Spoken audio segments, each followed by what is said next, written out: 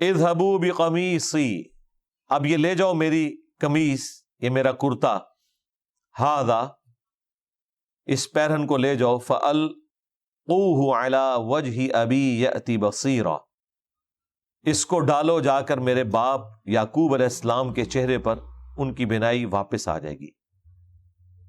وَأْتُونِي بِأَهْلِكُمْ أَجْمَعِينَ، اور پھر اپنے گھر والوں سمیت ساری بنی اسرائیل کو لے کر میرے پاس یہاں مصر آ جاؤ۔ وہ جو سوال ہوا تھا نا یہودیوں کی طرف سے کہ پیغمبر سے پوچھو کہ اگر تم واقعی پیغمبر ہو تو بتاؤ بنی اسرائیل کا مسکن تو شام تھا، یہ مصر میں کیسے شفٹ ہو گئے؟ تو اس کے جواب میں سورت نازل ہوئی تھی۔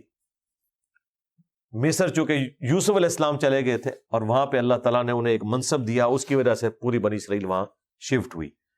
اب یہاں ایک اہم بات ہے کہ والد کا درجہ زیادہ ہے یوسف علیہ السلام سے، وہ پیغمبر بھی ہیں، اس کے باوجود اس کیس میں کرتا یوسف علیہ السلام کا استعمال ہو رہا ہے۔ اگر یہ کرتے سے ہی کوئی بصیرت واپس آتی ہوتی تو یعقوب علیہ السلام اپنا کرتا ہی اپنی آنکھوں پہ مان لیتے۔ یہ کوئی کرتا کو خاص اس طریقے سے تو اللہ تعالیٰ کی طرف سے نہیں آیا ہوا تھا، یا اس کرتے کا وہ مقام تو نہیں ہو سکتا تھا جو ان کے والد کے کرتے کا ہو سکتا تھا۔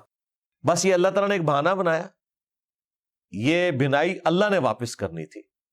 وہ یوسف علیہ السلام کے کرتے کے ذریعے کرتا یا یعقوب علیہ السلام کے کرتے کے ذریعے کرتا، اللہ تعالیٰ نے ان کی تکلیف اس حوالے سے دور کرنی تھی۔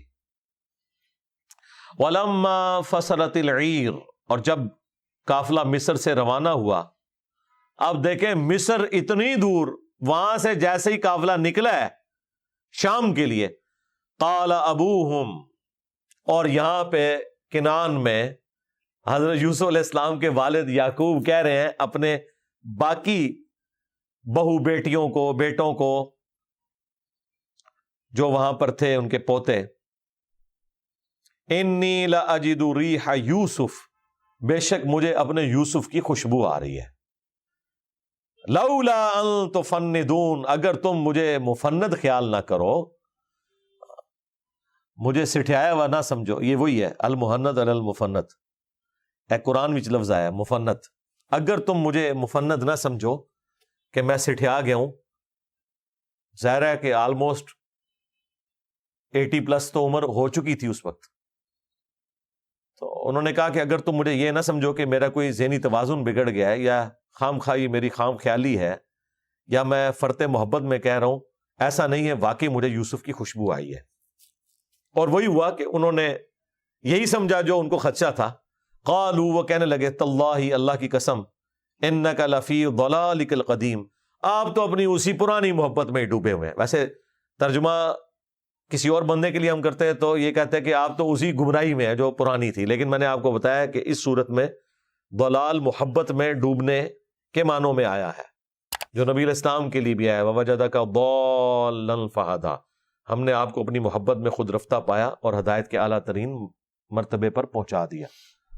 آپ تو اپنی اسی پرانی وارفتگی میں، محبت میں مبتلا ہیں۔ اب دیکھیں، ایک وہ وقت تھا کہ یوسف علیہ السلام اسی شہر میں ایک کنویں میں تھے اور یعقوب علیہ السلام کو خوشبو نہیں آئی کیونکہ اللہ نے نہیں چاہا۔ تو علم غیب اللہ کی طرف سے ہوتا ہے، کوئی مخلوق خود سے یہ علم حاصل نہیں کر سکتی۔ اور دوسری طرف سینکڑوں کلومیٹر دور جب وہ قافلہ نکلا ہے، اللہ تعالیٰ نے پیغمبر کو وہ خوشبو سنگھا دی ہے کہ آپ کا امتحان اب ختم ہوا جاتا ہے۔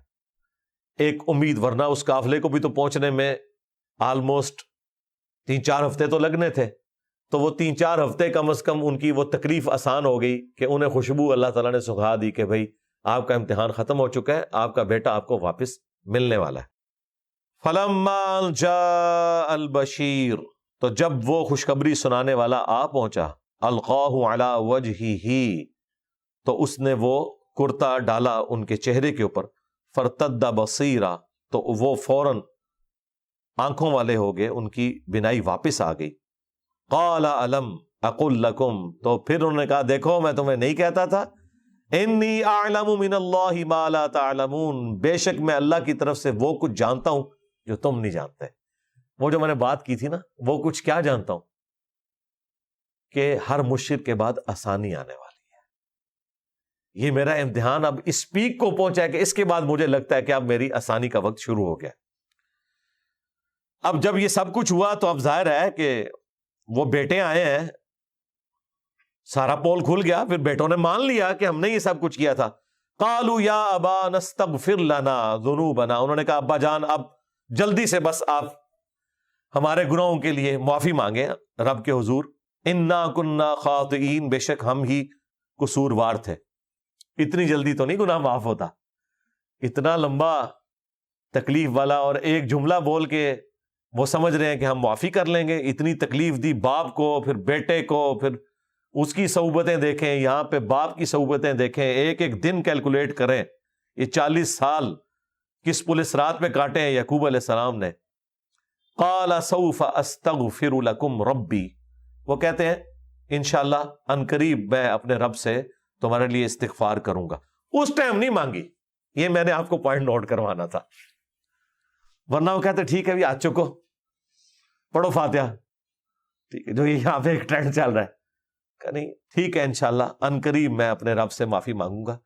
یعنی وہ اس ٹائم تو پھر غصے میں تھے نا کہ تسی تے اپنی بوتھی اس ٹائم ذرا سائڈ تے کرو. ٹھیک ہے، اب تم نے اپنے گناہوں کو بھی مان لیا. ایٹ دا اسپاٹ تو اس وقت یہ نہیں ہو سکتا، پھر بعد میں دیکھی جائے گی. اس وقت تو جو ہے نا یہ ممکن نہیں ہے. ظاہر ہے خوشی بھی تھی، تکلیف بھی تھی، سب کچھ. عنقریب میں تمہارے رب سے تمہارے لیے استغفار کروں گا. انہ هو الغفور الرحیم، بے شک وہ بخشنے والا مہربان ہے. فلما دخلوا علی یوسف، پھر جب وہ شام سے مصر آ گئے یوسف علیہ السلام کے پاس. آوا الیہ ابویہ، تو یوسف علیہ السلام نے اپنے والدین کو اپنے پاس جگہ دی. وقال ادخلوا مصر ان شاء اللہ آمنین، اور انہوں نے کہا کہ ابا جان آپ اور پوری بنی اسرائیل اللہ کے حکم سے، اللہ کی چاہت سے یہاں مصر میں انشاءاللہ امن کے ساتھ رہیں گے. ورفع ابویہ علی العرش، تو انہوں نے اپنے تخت پر اپنے والد کو بٹھایا. ظاہر پروٹوکول دینا تھا، پیغمبر بھی تھے، والد بھی تھے. وخروا لہ سجدا، جب انہوں نے بٹھایا تو وہ حضرت یعقوب علیہ السلام، ان کی بیوی جو دوسرے بیٹوں کی ماں تھی، اور وہ 11 کے 11 بھائی یوسف علیہ السلام کے لیے سجدے میں گر پڑے. اس شریعت میں سجدہ تعظیمی غیر اللہ کے لیے جائز تھا، سجدہ عبادت نہیں تھا، سجدہ تعظیمی تھا. ویسے مودودی صاحب کا موقف یہ ہے کہ یہ ماتھا نہیں رکھا، صرف ٹو باؤ ڈاؤن کیا. بہرحال ٹو باؤ ڈاؤن بھی حد رکوع تو کسی دوسری مخلوق کے لیے روا ہی نہیں ہے سوائے اللہ کے. یہ اللہ کی، خالق کی کوالٹی ہے کہ اس کے سامنے جھکا جائے. بہرحال وہ سجدے میں گر پڑے، جیسا کہ حضرت آدم علیہ السلام کو بھی فرشتوں نے سجدہ کیا تھا، لیکن اس امت میں یہ سجدہ تعظیمی حرام ہو چکا ہے. وقال یا ابت ھذا تأویل رؤیای من قبل، تو انہوں نے کہا ابا جان دیکھ لیں یہ میرے خواب کی تعبیر جو میں نے خواب پہلے دیکھا تھا. یعنی 40 سال کی ایک یہ جدائی والا معاملہ، اس کے بعد وہ خواب کی تعبیر مکمل ہوئی ہے. اللہ اکبر. قد جعلها ربی حقا، بے شک میرے رب نے سچا کر دکھایا اس وعدے کو. اب دیکھیں یار، یہ اب جتنی آگے گفتگو ہے بندہ حیران ہوتا ہے کہ کس دل کے ساتھ ایک شخص اتنی تکلیف کاٹے، اور وہ کس طریقے سے اپنے رب کا شکر گزار ہے، جس نے پوری زندگی تکلیف میں کاٹی ہے، جیل کاٹی ہے، سب کچھ، لیکن وہ ہر بات میں اپنے رب کا شکر گزار ہے. وہ کہتے ہیں کہ دیکھو میرے رب نے میرا وعدہ سچا کر دیا، لیکن کس طریقے سے سچا ہوا ہے اس تکلیف کا کوئی اندازہ نہیں کر سکتا. لیکن وہ دیکھیں شکر گزاری کی روش میں ہے. وَقَدْ أَحْسَنَ بِي إِذْ أَخْرَجَنِي مِنَ السِّجْنِ، اور اس نے مجھ پر بڑا کرم کیا جب اس نے مجھے نکالا قید خانے سے. اب قید خانے میں تو بغیر کسی جرم کے گئے ہوئے تھے، 10 سال کاٹے. انہوں نے اس تکلیف کو بھلا دیا، ان کا اللہ کا فضل ہے مجھے نکال دیا، میں اس پہ خوش ہوں کہ ہمیشہ کے لیے مجھے نہیں جیل میں ڈالا. یعنی ہمیشہ اسے کہتے ہیں آپٹیمسٹک ہونا، پیسمسٹک نہیں ہوئے، آپٹیمسٹک. ہر چیز کے اچھے پہلو کے اوپر نظر رکھنا. یہ انسان کی اپروچ ہونی چاہیے.